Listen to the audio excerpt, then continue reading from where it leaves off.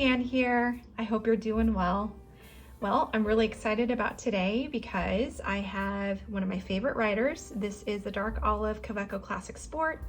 It's in a fine nib, and I am going to swatch all of these inks. They're all in the olive green family, color family, along with this ink as well. I purchased this.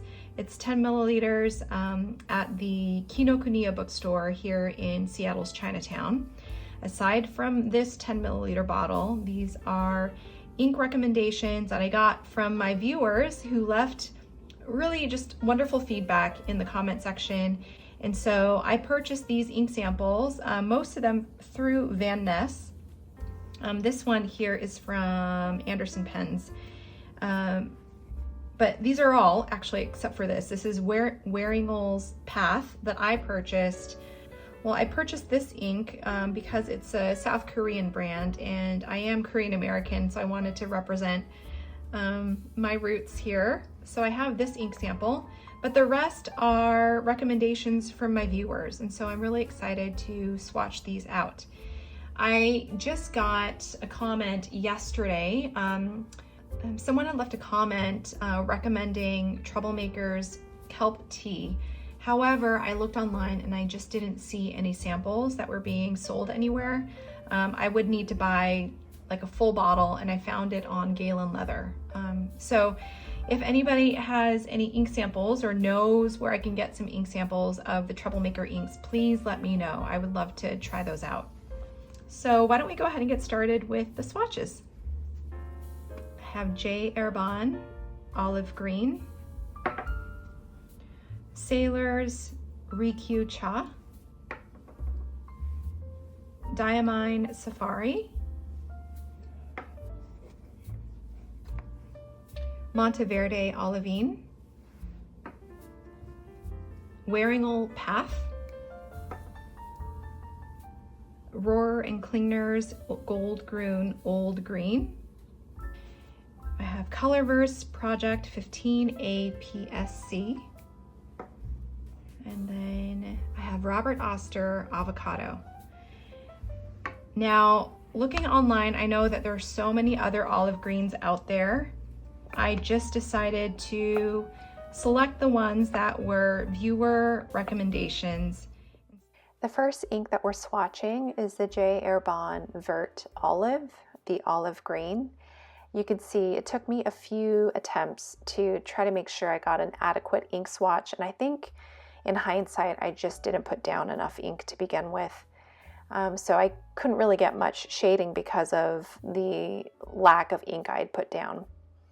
My initial impression is I was actually surprised to see how light and bright this color was. I anticipated it to be darker, just more like kind of like your standard green with a little bit of brown, but it's just a nice, beautiful ink to start our swatch comparisons with.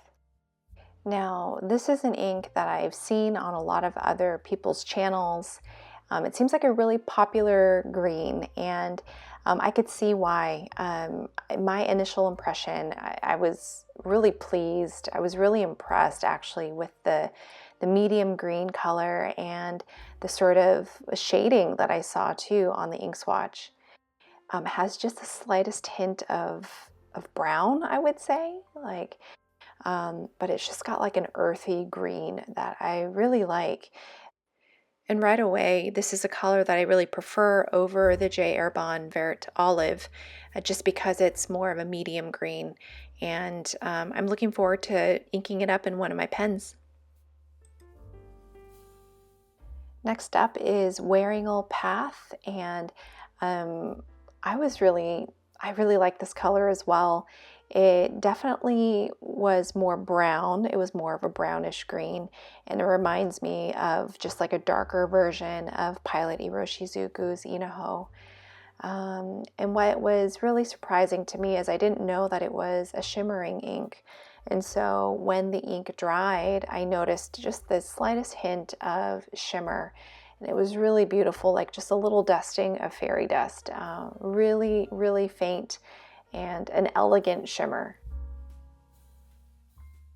Now, Colorverse APS-C is another ink that surprised me the way that J. Herbin's Vert Olive surprised me, in that I just didn't expect it to be this shade of green. So right off the bat, I didn't realize it would be so light in color. It's like a pastel sage green. It's a little bit more like a gray pastel green. But nonetheless, I really do like this color, and I can see how it's just got a dynamic range of light to dark. So I can only imagine just how it would swatch in an actual pen, especially with a broader nibbed pen. You could just see it shading really nicely.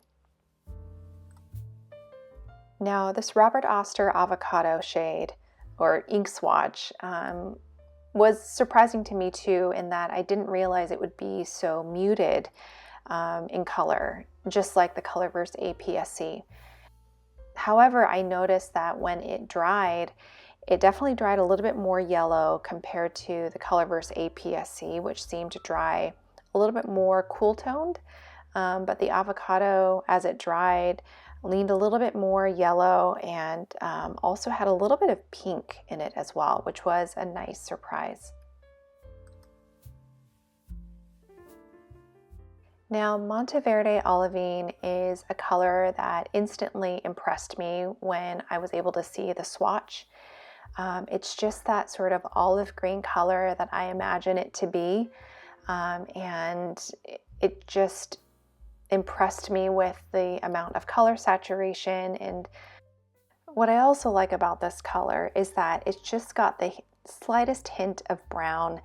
And as that dark spot on the ink swatch dried, I just noticed that there was a little bit of black sheening as well, which is really beautiful. Next up, we have the Sailor Rikyu-Cha, which was also just a beautiful, rich, dark color. I would say it definitely leaned more dark brown green. And I would say that it's related to the Wearingeul Path and related to the Pilot Iroshizuku Inoho, in that this would be the darkest of the three, then the Wearingeul Path would be medium, and then Inoho would be the lightest. And there was a lovely finish to this ink that when it dried almost to like a dark, like a green, brown, black. Now we have Diamine Safari, which I think actually looks a lot more related to Wearingeul Path and Pilot Iroshizuku Inoho, especially now that the Sailor ink, the Rikyu-Cha, is drying. It's drying more to like almost a dark, green-black color, which is really interesting. But Diamine Safari is that green, that olive green that I imagine olive greens to be. It's just got that slightly brown tint to it, and it looks slightly darker than Wearingeul Path, very closely related. At this point, I had the space, so I thought that I would do a second swatch of the J. Herbin Vert Olive. I wanted to give it a proper ink swatch, add a little bit more ink to it, and I'm glad that I did, because it was much easier this go around to lay down a good swatch, and the shading just looks really beautiful. And then I thought, wait, Pilot Iroshizuku's Inoho is missing. So of course we had to include a swatch of the Inoho. It's, like I'd mentioned in a previous video, it's one of my favorite colors, and I was actually quite surprised to see how brown Inoho is compared to the olive greens, because in my mind, especially when I had it in the Kaweco Classic Sport, it felt very much like a kind of a brownish green, but now that I have it swatched here, it definitely looks brown. It looks like a golden brown. So it's interesting how my mind had me to think that it was an olive green kind of color, when in fact it definitely leans more golden brown. My olive green pen is currently inked in Inoho, and you can tell how light it is in comparison to the ink swatch. I found that to be really interesting. There you have it. I have my olive green ink sample swatches, and having them all together on these 2 pages is just so satisfying. It's really beautiful to see all the different shades of green together. Hi everyone, Liane here.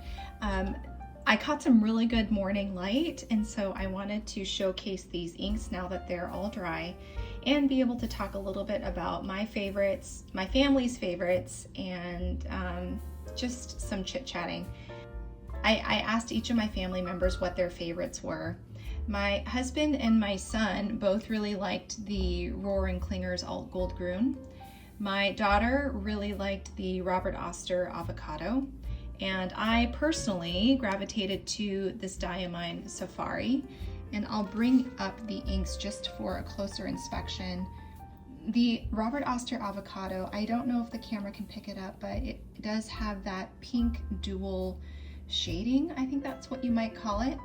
But this is a beautifully, it looks already that it's a beautifully shading ink. And then let's see, this is Diamine Safari. It's got a little bit of dark shading. It's like the quintessential olive green color that I imagine. Really pretty. And then, let's see, R&K Alt Goldgrun. That's just a beautiful like medium green ink. And that looks like it shades beautifully as well. If you can look at one of the leaves, or look at all the leaves, but there is some beautiful, beautiful shades there of green. An honorable mention would be Monteverde Olivine. It's just a beautiful saturated green color, and it has just the slightest hint of that yellow and brown that I enjoy. And then another honorable mention, I'll do this upside down, but it's the Wearingeul Path, and I wonder if you could even see the golden flecks, the little shimmer. It's so subtle. Like I said, it's just an elegant sort of shimmering ink, and I like this color too. And then in the sun, or maybe this bright overcast Seattle sun, the Inoho is definitely a browner ink, a golden brown ink. And you see that it's currently in my Kaweco Sport in the fine nib, and it definitely comes out really light, like the lighter shade of my ink swatch. When I had it in my E95S, it was also a fine nib, but it was a wetter nib, and so it came out a lot more dark, leaning more towards my glass dip pen writing sample here. So I would like to eventually put the Inoho in a broader nib, and I'd love to look for a double broad pen at some point to add to my pen collection. So there we have it. Family favorites, personal favorites, and honorable mentions, and I hope you enjoyed watching this video as much as I enjoyed making it. Thanks so much for your support, and I will see you in my next video. Thanks. Bye.